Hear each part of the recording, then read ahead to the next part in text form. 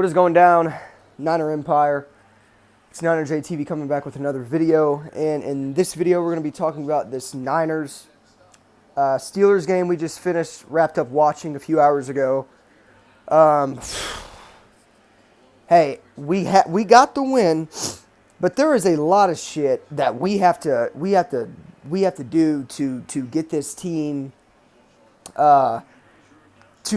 to continue rolling and to continue winning. I mean, turnovers, fumble after fumble after fumble, an early interception. Garoppolo threw a ball to Matt Breida. Breida bobbled the ball, picked off by T.J. Watt. That was the first turnover of the game. The next drive, just way too many fumbles, way too many mental errors, mistakes.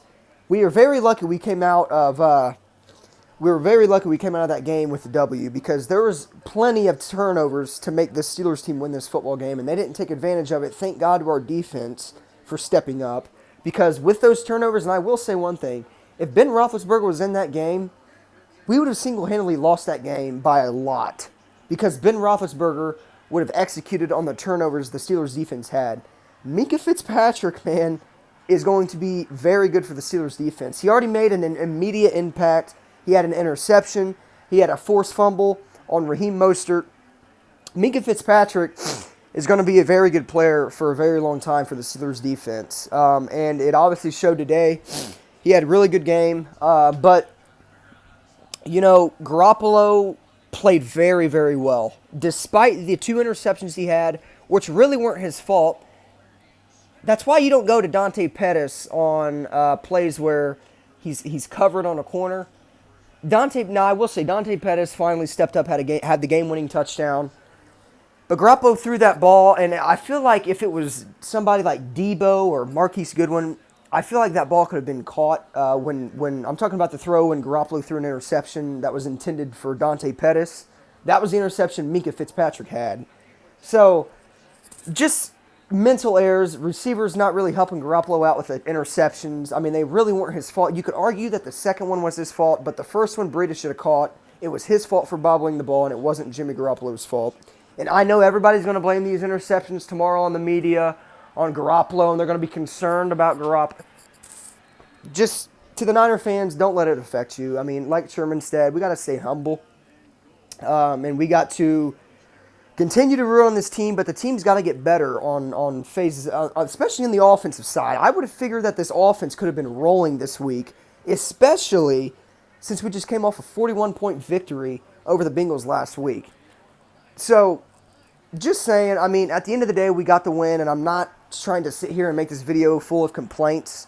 Yes, we got the win, but there's stuff that needs to be cleaned up, and it starts with the offense, because their performance today was just, it wasn't the 49er offense I know. Shanahan got too cute with that snap. I believe that on one of the fumbles when I believe it was Richie James was in motion. The ball got hyped right when Richie James was passing. The ball hit Richie James, and it caused a fumble.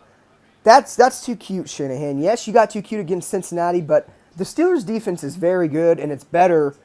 Well, I'm not going to say it's very good, but it's better than what Cincinnati had. That's for damn sure. And adding Minkah Fitzpatrick, media impact for him. So we've got to get better on all phases of the ball. Defense played really, really well. They saved our ass. The defense won the game for us today, just like the defense won the game for us against Tampa Bay. So, as of right now, the defense is winning more games for this Niners team than this offense is, because the offense rolled against Cincinnati, but the Niners have a legit defense. I mean, Quan Alexander, Ahkello Witherspoon got hurt with an ankle injury. Jason Verrett comes in. Let me just talk about this really quick. Ahkello Witherspoon randomly goes out of the game with an ankle injury, right? Ahkello Witherspoon's played really, really well all season, and I'm a big fan of Ahkello Witherspoon. And he's playing a very good football. So he goes down with an injury. So I'm like, okay, well, who cares? We got a Pro Bowl cornerback in Jason Verrett backing him up. First play of the scrim, or first play, Jason Verrett's in that corner, gets burnt I mean burnt, and gets a defensive pass interference call, right? So after the defensive pass interference call, he gets toasted by Johnson. I don't remember his first name, but this Johnson guy on Pittsburgh. I mean, dusted by him, and it caused a touchdown on Verrett's side. So Verrett played terrible, but you got to cut the guy some slack. He's only played. This was his first game in 3 full years. This was his first time suiting up and playing a football game in 3 full years. So they're obviously going to test him.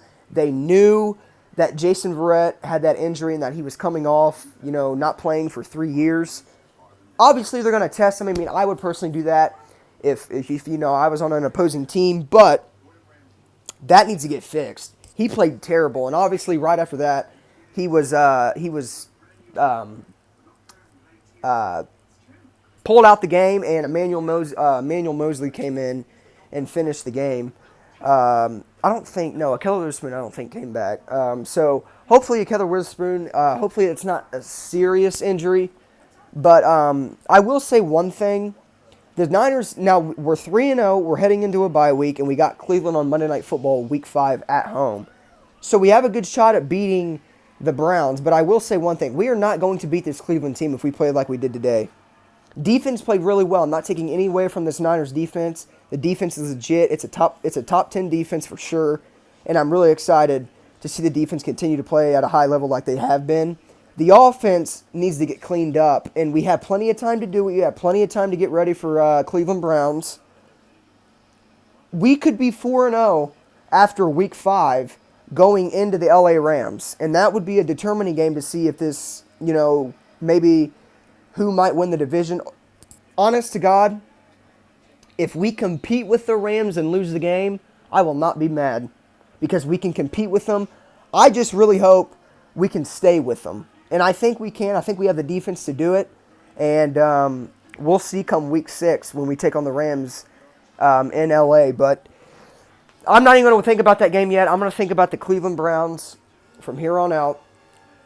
We have a very good shot at beating them. We got to take away these turnovers, man. It's ridiculous. I mean, I was this close away from turning off the game for a second because of how annoyed I was getting about these turnovers. I mean, there was a fumble, interception, fumble. It was ridiculous. And the offense has played really well all season until now, and they had a bad day. But Garoppolo played really, really well. Now, I know his stats aren't going to say it because he threw those 2 interceptions, but if you're a Niners fan and you understand football, you know that Garoppolo had a very good game, and that, he's going to be... No Niners fans need to be worried about Jimmy Garoppolo is basically what I'm trying to say. If you know football, you know that those 2 interceptions were really not his fault. You could say that Garoppolo and Pettis, it was kind of both of their faults on that 1 interception that Minkah Fitzpatrick took back.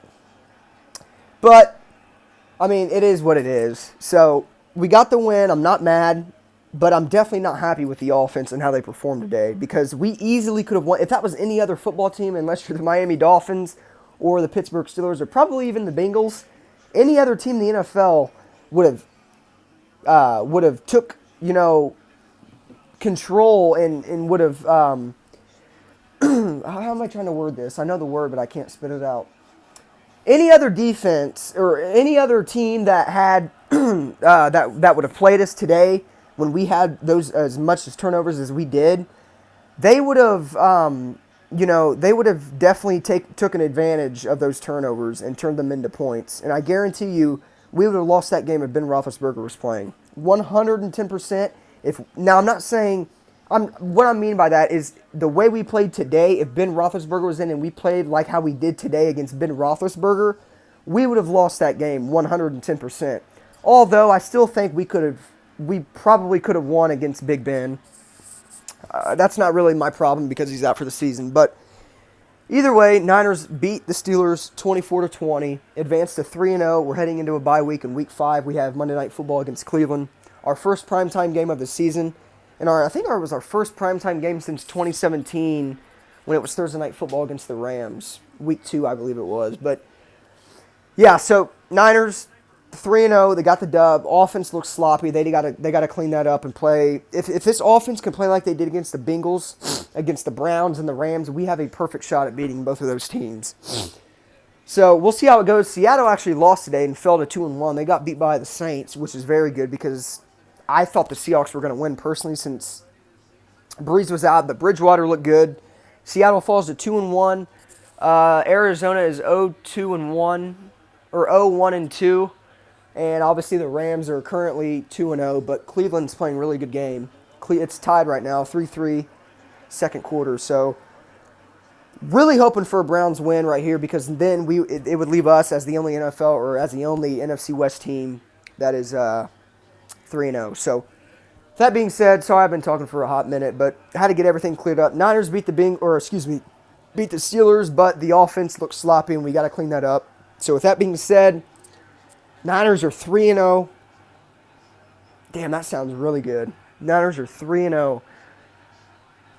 In 2015, I would have thought you were crazy if you would have said the Niners would be 3-0 right now.